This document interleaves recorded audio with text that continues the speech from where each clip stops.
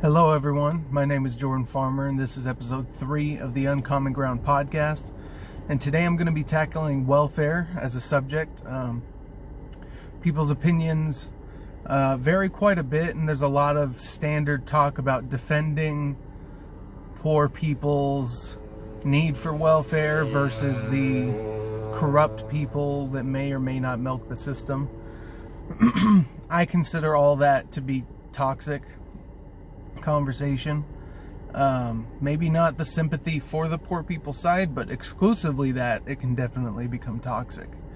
But when you have a handful of actors in a given system that can abuse a system, you have to safeguard that system from that abuse, but that should not be a reason in and of itself to say the entire system is defunct and should not continue. So, a little bit of context before I get into the technical aspect of welfare. Every human being has a unique creative and productive capacity. And that creative and productive capacity is to some degree monetizable. You can make money with it through labor or capital methods. You can make money in the economy through a capitalist system. Some degree of your talent, of your creative and productive capacity will be monetizable. And most people, but not everyone's creative and productive capacity will be sufficient so that their monetization of that covers cost of living, such as we understand it, a living wage, in other words. Not everyone's ability to actually produce value within the confines of the economy is going to be enough to pay their own bills. If you're a crack baby schizophrenic, you need help from the outside, and it's very unlikely that you're going to have the economic resources. Now, I understand we have to take care of children, so maybe it's a bit of a different calculation, but even when you're an adult, if you're still dealing with addiction and schizophrenia, and many people do in their adulthood years, you cannot be expected to be able to be as creative and productive as someone who doesn't face those obstacles. But at the same time, everyone, including those people that have very limited creative and productive capacities, we all need to be encouraged to maximize that. If that is a source of meaning for us in our lives, and life is hard, and that meaning can be in some ways a supplant or a counter agent against the crappiness of life, it's worth pursuing for everybody. And if we can encourage everybody to maximize, or at least just to grow and to develop their unique abilities and their unique capacities, we'll all benefit for it. And all this also, doesn't say anything about capitalism in a really negative way. It just is what it is, and a decentralized capitalist system will provide a much more diverse array of labor demands for labor, different types of jobs that you can do to produce value for yourself. And if we bring down cost of living, have interventions for mental health services, then we can really start talking about an inclusive economy that gets around those problems that are essentially eternal that I laid out. And I talked about the minimum wage and some other things that might be obstacles to people being able to operate, and like they might be, if you can't produce $15 worth of value as a laborer, then you're not going to get hired and get paid $15 an hour. And in the reality, you actually have to produce more than that, otherwise they're not making a profit off of your labor, and why would they hire you if they have an option to hire someone else? And even that gets into cost of doing business. If cost of doing business goes up, rent for businesses goes up, energy for businesses goes up, that cost gets carried on to what they have to produce in terms of revenue in order to still make a profit. And that puts a squeeze on everything. So one of the interesting things about life as a human being is that a lot of these aspects of our political policy making are integrated. and I'll try to sow those integrations for you through these podcasts as much as I can. It'll be a lot of stream of consciousness, but bear with me. So we all have a certain capacity, but not everyone's capacity will be monetizable enough to cover cost of living. We can fix a lot of the things, but that fundamental problem will always be there.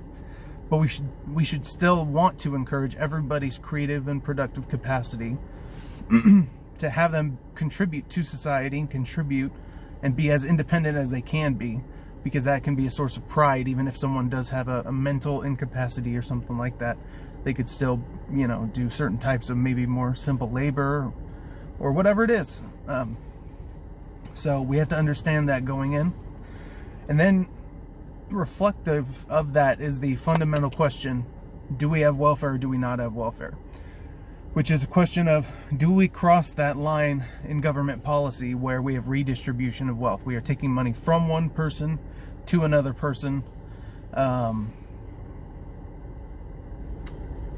That action violates equality under the law, because especially if you're taking from one person and giving to another person, that's the case. So there is something to be said about those points and those arguments. And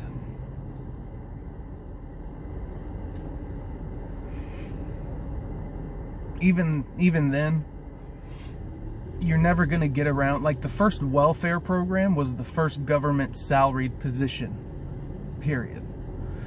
Because that was the first time that taxpayer dollars were taken through the use of government and given to an individual in an uneven way. So the idea that you can escape some sort of welfare program, I think, is kind of defunct to begin with because of that. But we'll even say not. We'll still hold the line of redistribution of wealth from a conceptual standpoint, in that way.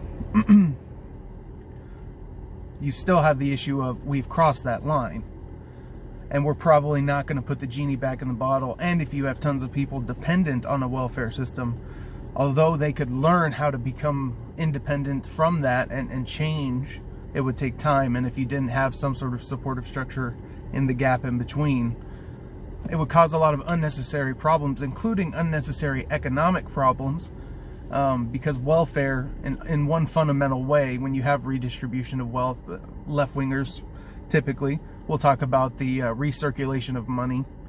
If you give more money to people and that actually translates to them consuming more, and you grow net consumption, there is something to that. But it has there's a law of diminishing returns. Once you go past 30% of GDP with government spending, that starts to hurt the economy. And when you drop below 25%, that also hurts the economy. So although that principle is in some sense true, there's limits on the applicability of that. So it's not an argument for that endless policy. Welfare, redistribution of wealth is endlessly good. It's not. At some point, it'll start to suppress the system. And you have other bills to pay in addition to that. So there's very, very tight constraints on what a welfare state could be in its greatest sense if you have a nuanced perspective on the relevant data. Genie's out of the bottle on welfare. We're past the point where we have it. And even in a hypothetical scenario, so you have progressive, flat, and regressive taxes and different ways of collecting taxes from the people. Let's assume a flat tax in this hypothetical scenario. And then let's also assume the federal government is only paying for the military and, like, courts, like whatever the most basic rudimentary, contract enforcement and no murder and the military, and that's it. Let's just assume that that's it. And you have a flat tax. In the flat tax scenario, you still have rich people paying a greater amount of dollars per individual than poor people, because it's adjusted for the percentage of their income. So unlike businesses where you have the same burger that's $5 for a rich person or a poor person, or $500 for a rich person or a poor person, government benefits are distributed and you don't take into account their income. You do take into account their income when it comes to taxation, whereas you don't in the marketplace. So we are already taxing the rich more than the poor, even in a flat tax scenario. So that should be understood. And then on the other side, you have so that is sort of saying, do you have fair? Oh, I'm sorry. And then you have the military and the courts. So you have an uneven sort of tax burden on various individuals, and then on the other side of that, you have some individuals who contribute no taxes whatsoever are still benefiting from that citizen-wide benefit of the military, of the courts, of contract enforcement. And everything that is welfare, or everything that government can do, also will fall into one of three categories. You have goods, services, and resources. Money, stuff, or some sort of service, contract enforcement, extracting out the murderers from society. There's certain services that the government can do as well. So it all comes down to one of those three categories. And the redistribution of wealth argument typically tries to draw the line between services and goods, and then more hardline goods and services and resources themselves, because they believe that if you have food stamps but you give them food instead of money for the food, then that can be somewhat okay, or you can have some sort of a program like that. All three of those categories, so you have services, goods, and services via labor, goods and resources, all three of those have the same underlying economic value. Hypothetically, they can be different forms, but they all contain economic value, and they're all redistributing economic value in some uneven way, even if it's a military service and even if it's a flat tax, and it's taxing them unevenly even if it's a flat tax. So a lot of the a lot of the philosophical barriers between all this stuff is actually nonsense. And what's happened is a centralized, manipulative, coercive, controlling, socialist structured welfare state has been misinterpreted as being the only type of welfare state that can exist. It's pretty much the only model that has been followed, and so welfare as a whole gets dismissed wholesale. But then you have this automatic understanding in your gut almost that some poor people, schizophrenic crack baby, can't make enough money to cover their own expenses. They need help. And charity is good. It's a decentralized mechanism. It's good at filling in certain gaps, but it's not the same as mandating it for everybody and having some sort of a real meat behind that statement, not just empty rhetoric, not just we can give free stuff to everybody, because that's crap. There's no free lunch, obviously. But that doesn't mean that we can't do anything at all. So, on that note, crossing the line into this redistribution of wealth, I have no problem doing, because I don't see the gaps being there. And we're already on the other side of it. The genie's out of the bottle. And I don't see a parasitic, centrally planned socialist welfare state as the only welfare state, because I don't know, maybe a little more creative with the way I think about policy, but I see alternatives. So it's not the binary of free market exclusively or this screwed up welfare system that does have problems and actually is an oppressive force in the poor community, and Democrats have ignored that because it's their policy and they think they're being empathetic or sympathetic or on the side of the poor person, even though they'll ignore all the personal issues that are caused as a secondary result of these policies, because that's inconvenient, or they can blame that on something else. They don't want to think that it's in any way related to their, well, I feel guilty for being better off than this poor person, so I want to give them money and not think about it because that's easy for me. Unfortunately, many people have fallen into the sense that they don't have to think about those things. They don't have to care if their empathetic or sympathetic opinions or views have bad consequences. That is probably one of the most broadly distributed problems we have in the United States right now, is that people think that their intentions are sufficient for getting good policy done, and they're just not. And you're a fool for thinking so. I'm sorry, you're a fool, and you've done serious damage. We've all done serious damage thinking that. I've played the being on the right, my intent is what matters games, and eventually I've learned, and I'm getting heated up just because this affects real people, and this has affected people that I know in very deep ways.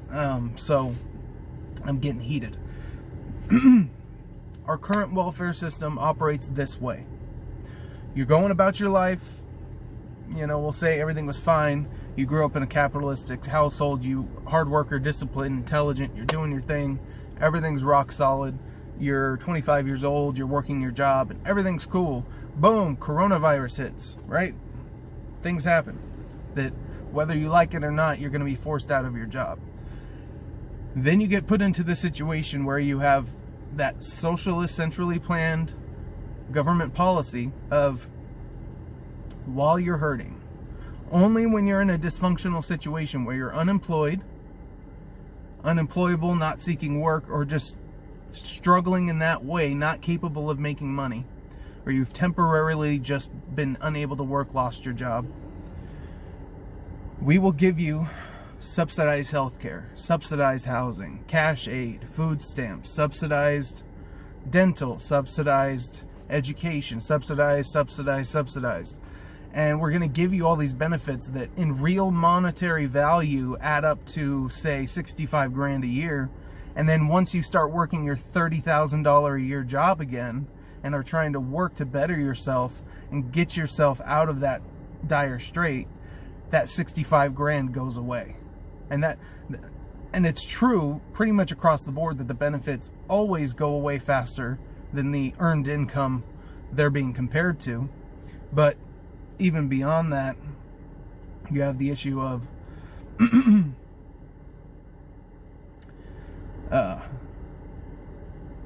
as an individual you deal with those issues, but as a family they're compounded, they're significantly higher.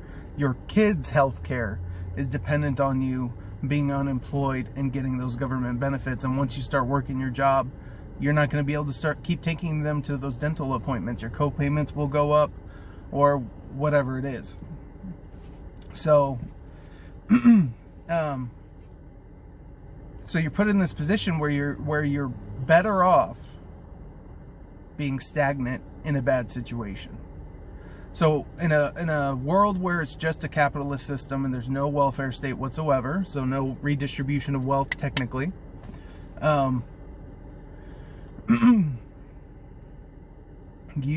when you lose your job or you fall on hard times, the decisions that you have to make are, I need to work, find a way to be economically viable, to avoid extreme pain, so avoid the negative suffering of poverty, and then also constantly, and this is not just a consequence of suffering, but this can also be in play, to better myself and to have the best life I can, and to be as productive or economically productive as I can be.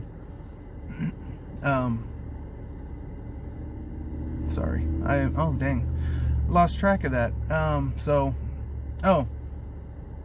you're avoiding the negative emotion. So we have different negative and positive emotion centers in our neurology. By my understanding, I'm not an expert, but obviously we have negative and positive motivations regardless. So I'm not talking, nonsense. There's the negative of avoiding the absolute poverty of starvation and losing your house and losing your family, losing your future, losing your career, and struggling like enormously for several years. And then through poverty, and then on the other side you have, I want to better my life, I want to have the best, I want to get the most out of life, and there you have this positive motivation to move forward.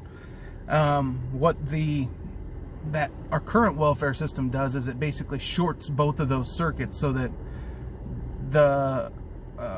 you don't feel the pain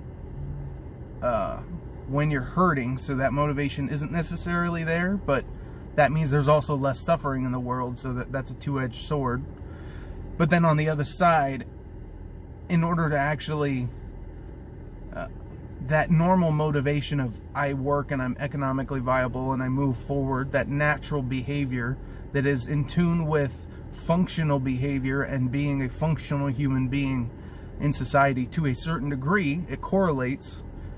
Just as dysfunction, which is just getting away from those central principles of success, dysfunction goes together in multiple areas of your life. Our welfare system incentivizes you to ignore and to not pursue that positive motivation, and it gives you a padding against the negative. And so it traps you in this complacency and traps you in this dependency, and it creates a great voting block for people that like to control people and like to keep people economically oppressed and economically inactive and economically offline, as I like to say. And that fundamental disincentive to better your life once you're suffering, if that happened to your grandma and she lived her life that way, surviving and keeping her family fed by taking benefits from the system, and she taught you how to do that, or your grandma taught your mom, and then your mom taught you, or father, or whatever, if that is how you have learned how to survive, and those are the skills that you've developed around being dependent, around milking the system. And I just know some people in my life that very much differ from other people in my life in these very fundamental ways. I've just met different people that have totally different mindsets on these things, that would never ever take welfare, and that pretty much like want to milk it for all they can get, and would rather do as little as possible to facilitate that. And I see that as again, my point in all this is that I see it as the byproduct of an oppressive system that has encouraged and incentivized dependency and dysfunction in our citizens, because it benefits keeping the labor pool, keeping keeping poorer classes held down, but also just creating a permanent dependent block of citizens that have to be reliant on this welfare system, but are also kept from being freed of the welfare system by the welfare system. And that is the essence of the dysfunction. So part of that dysfunction I believe that there are a handful of actually correct principles, and there are just deviations from those that are essentially endless. That's why you have endless wrong ways to do things in one, or a handful of correct ways of doing a certain task. That's just the way the world works. And I believe that equality under the law is extremely important as a supreme moral principle. And I'll talk more about equality in the next video, but equality under the law, in my opinion, is more important than equality of opportunity, and more important than equality of outcome. And unlike both of those things, neither of those things conform to individuality, and both of those things lead to resentment about the inequalities of life. Because opportunities, first off, can never be made equal. It's just a fact. Because the outcomes of the previous generation affect the opportunities of today. And because of that, and because outcomes are dependent on individual behavior and culture and various influences and opportunities and geographical location and all sorts of other things, macroeconomic policies within the nation, there's all these factors. So I don't know where I was going with that, but when you deviate from equality under the law and you try to pursue these equality of opportunity or equality of outcome policies fundamentally in any way, instead of being focused on maximum opportunity and maximum outcome, and then letting the natural distribution be the natural distribution as it is, and then adhering to equality under the law. They don't like that. They don't go that route, and that's a conceptual sphere, and that was a little rant. But equality under the law. When we deviate from that with welfare, where we say we're going to take money from you that are being successful, and we're going to give money to you that are being dysfunctional, we're incentivizing one and we're disparaging the other, and the government that has the use of force and the use of the purse and the use of the military and all that is treating citizens unevenly. And that is the essence of anti-Americanism, essentially anti-individualism. Individualism is not just the individual as a singular person. Individualism is a much more nuanced concept than that. Individualism is both the smallest minority and the largest majority at the same time. You have the smallest being the individual standing on an island by themselves is the smallest minority, always will be. And if we keep them in our considerations, we'll take care of the other minorities. And then the biggest majority in the world is the individual as well. And in the government sense, that's the citizen, because that's what unites nations. And you have that collective concept of the individual, as well as the actual flat individual, decentralized, human being system, or whatever you want to call it. And so a type of welfare, so I jump around a little bit, but I hope you like it. A type of welfare that adheres to equality under the law is universal basic income. Now, it's a controversial idea. It sounds like the essence of communism. And all sorts of people will automatically dismiss me for having brought it up in the first place, including people on the left. Most people, I guess a handful of people have opened up to the idea in recent years, and I only opened up to the idea in recent years once I started to understand these deeper principles about welfare and the way the world works with decentralized systems and equality under the law and things like that. But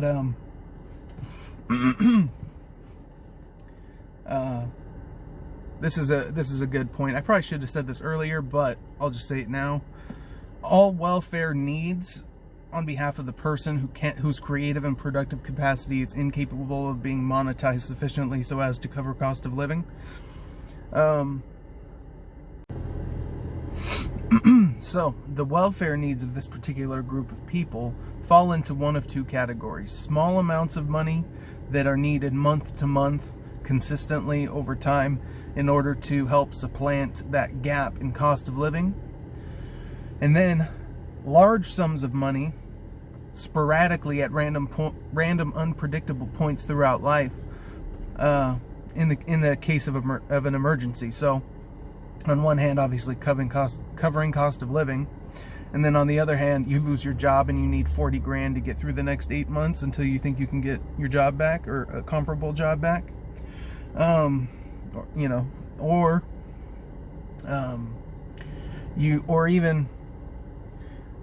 Your car gets busted and you need a replacement and you need a new car. Both of those are examples of, emergency situations. A better example would be, you need to get surgery to save your life and it's 20 grand. You need 20 grand all at once versus, you need $250 a month or whatever, to help supplement your income. Two very different types of needs, and whatever welfare system we create has to fill both of those voids, in my opinion. So the question is, how do you do it? I already mentioned universal basic income to a certain degree. So it adheres to equality under the law. The government, especially if you have a UBI, you can then actually have a flat tax. And in a previous video, I said I'm for progressive tax, because a flat tax would be like 30%. But if you had a UBI, where you had sort of a flat redistribution, and you created sort of a base level income for all, a universal basic income, then a flat tax would be much less of a burden for anyone working.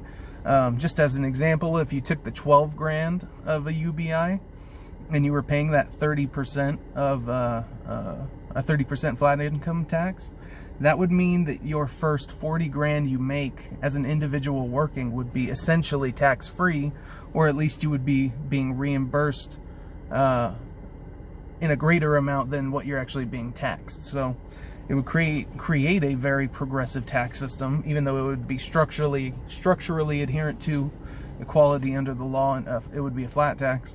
And so if you had that, then you would have the government taxing everyone at the exact same income rate and redistributing that money in a way that has nothing to do with their individual behavior. So all of the good and bad decisions of the marketplace and of normal life are mostly uninterrupted, except you're never going to be completely without resources in order to you're never going to be without resources that bring you into abject poverty, or to where you can't feed yourself or live and have basic electricity, you know, cooking, oil, energy. So what we could have, and what I would propose to solve this dual welfare type problem, would be a universal basic income, but we would roll out the program, and a portion of the program would operate differently than the rest. So you would get $1,000 a month in this ultimate program overall every month as an individual that is 18 years and older, because we don't want to subsidize people having children. And if people's children are not being fed or not being taken care of, just supplanting the parent with money for the kids specifically is only, in my opinion, ignoring all the other forms of neglect and dysfunction that go along with not feeding your kids.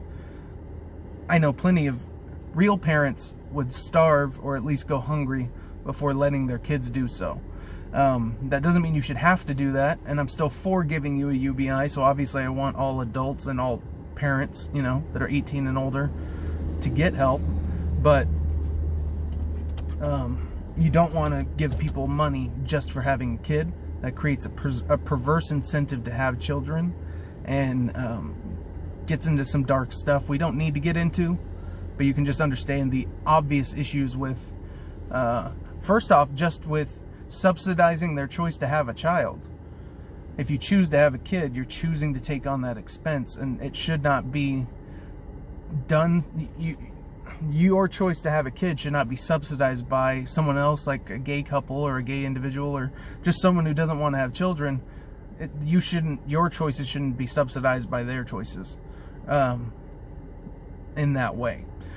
It's an individual choice to have a kid, and you should be able to take care of your child. And if you have a UBI and you're getting $1,000 as an individual or $2,000 as a couple, which also solves the problem of women sometimes getting more money if the man is out of the household.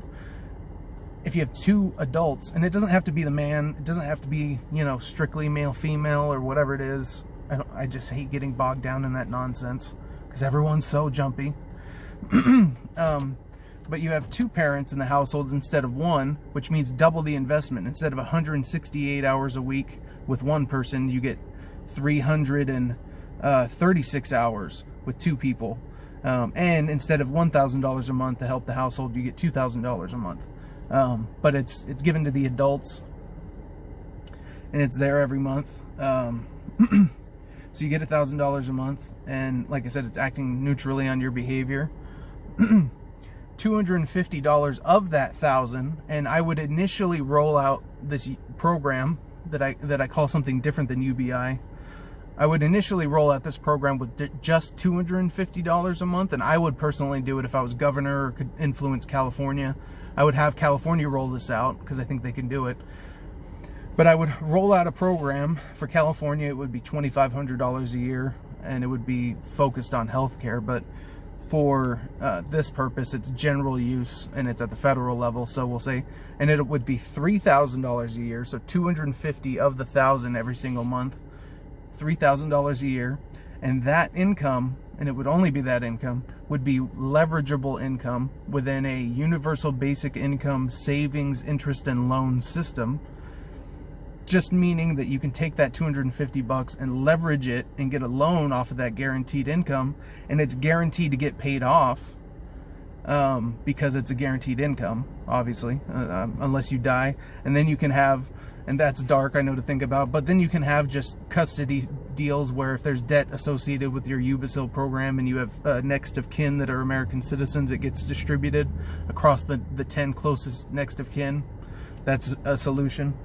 But anyways, you can leverage that $250 a month, And I would do it so that either the interest rate, so the interest rate that you're paying is 5%, and that $250 is shareable within the system. So the people that don't need it can share it to the people that need it in a decentralized network of individuals helping other people, and you can just make it so that your money goes out and gets loaned out to people, and you can even make it so that it gets loaned out without the interest, but 5% interest is very competitive. And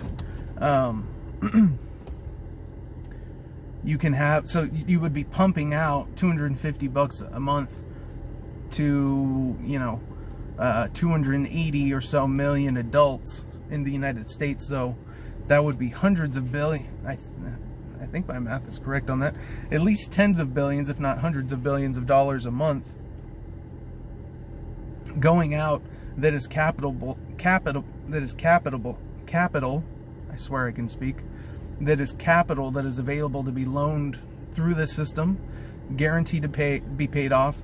You would want to cap it either at 5% interest rate payment, and that could be maxed out as the $250 a month.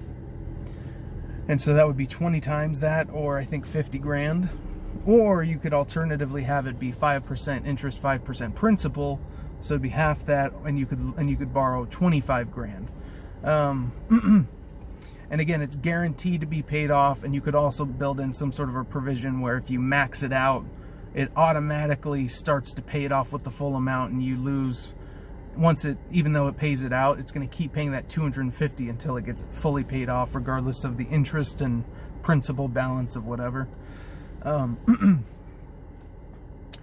so if you had that, particularly if you had the $1,000 a month version of that program, so you have an extra $750 every month that you get, and that should not be leverageable, but by getting that constantly, what that would mean is that you could pay down the debt a lot faster than you accumulate it in that sense. Like you can make 4 payments, 4 times the payments, compared to just the original amount, or that $250 a month. So you could pay down the debt pretty quickly. But that $1,000 a month will help with the month-to-month expenses, some big expenses if you save it, but then also that leverageable income will give you that ability to get the large sum of money. First off, it gives people the money to loan out to you. It gives them an incentive to loan it out to you at the interest rate. It gives you a way to get the money and to pay off the loan automatically at no expense to you. And you only will take what you want to take, because you'll have to pay the interest rate on that debt. And you know how long it's going to take you to work or get back to work or whatever, so you can borrow what you have to, and then it's still up to you to go out there and work, and you're on a time clock, because eventually you'll blow through that 25 or 50 grand that you could borrow, and that extra $750 or $1,000 a month or whatever isn't going to cut it. So this would solve the big sums of money randomly problem. It would solve the month-to-month problem. It would adhere to equality under the law, and it would be operating through a decentralized network with virtually no bureaucracy whatsoever. You literally would just have to have teams of good tech people and secure software operating all of this stuff, and it could then that would put people in a position where they're making their own choices. They have the resources. So the fundamental problem with welfare is that some people's creative and productive capacity is insufficiently capable of being monetized so as to cover cost of living. AKA, not everyone has money. People like to control people. People like to be weird with their programs, and there's a lust to dominate, and people like to be leaders, and people like to be in government, all that mess. But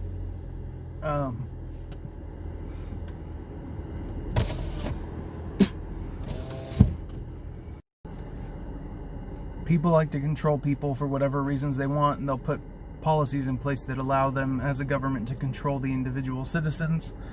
In America, we're not going to stand for that in the long term, I don't think.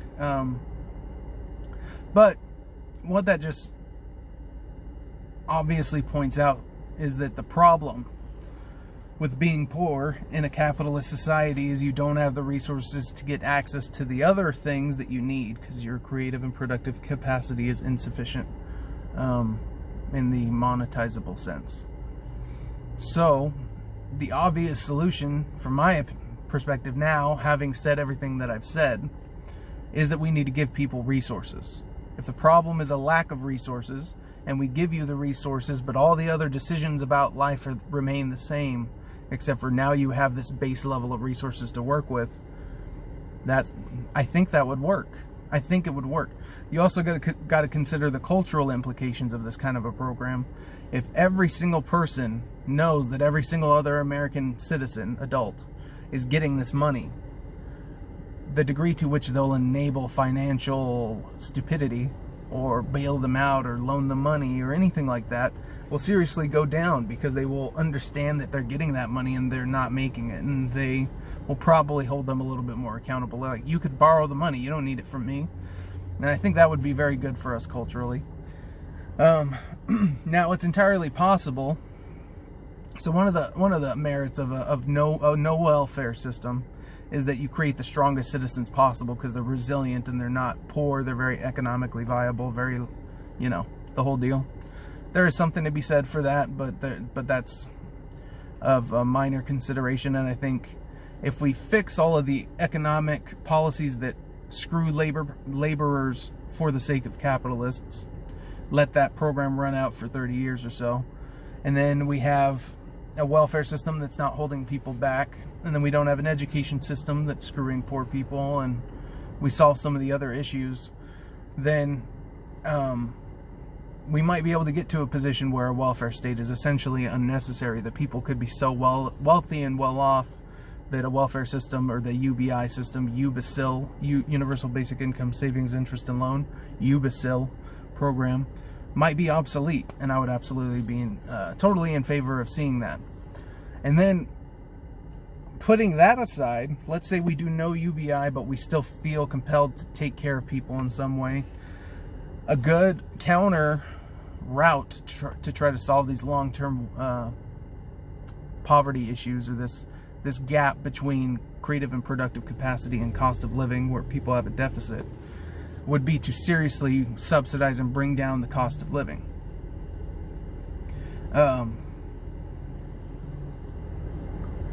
Through bringing down the cost of housing and things like that. So if you had a program where you had you made sure there was enough housing, and you gave people free housing that have mental health problems or whatever, or you just had the general public have the option of living in small, very efficient, environmentally friendly or whatever, you can really get technical and build these public housing units like they have in Singapore. And if you can make people's rent zero, and then through general capitalist innovation, but particularly through solar, on a decentralized system, a decentralized power generation system of solar on housing units and battery things for storage and all that, and if you did that and you brought down the energy costs as well. And I would roll that program out at the local level. Probably, if I had my way, Fresno County. At the Fresno County level, there's about 1/3 housing units. It would cost about $3 billion or so, by my estimations, to give solar power and storage for that solar power to all of the housing units in Fresno County. And that is about 60% of the annual budget of Fresno County. So they have the money, and it's totally doable. And 2 years of the Fresno City budget, or about half of the county budget, could pay for all the housing requirements of Fresno City. So we could definitely do that. And here's the thing: if housing or rent or mortgages, the cost of living, actually just living and existing, and electricity are brought close to zero, that will make it so that a huge, insane amount of consumption will open up in the local economy, and will massively grow the economy. So there's tremendous benefits to that approach. You might want to even pursue that approach anyways, and even with the UBI, I mean, it would kind of make the UBI ineffective, and either or would be fine. Or just having a free market of housing and a free market of energy, and just having make it as cheap as possible, because solar panel will become cheaper. It's following a technological advanced curve, or advancement curve, where it's getting cheaper and cheaper in a exponential way, almost. And so solar will be very, very available, and only get cheaper and cheaper, especially compared to other energy sources. So very, very doable. But yeah, so we have a welfare system right now, and it's crap, but it's not the only type of welfare system. And if we fixed it and we created a welfare system that fosters independency, I guess that would make sense as a word, but fosters independence in citizens versus dependence, and fosters economic success instead of economic stagnation in our citizens, and encourages people to express their full creative and productive capacity, and doesn't have that disincentive punishment associated with it, we can still have a welfare program and have it be successful, and still have a very successful and flourishing society. So yeah, so those are my thoughts on welfare. I hope you guys enjoyed this podcast. More will be coming. I think I will tackle healthcare in the next video. Peace.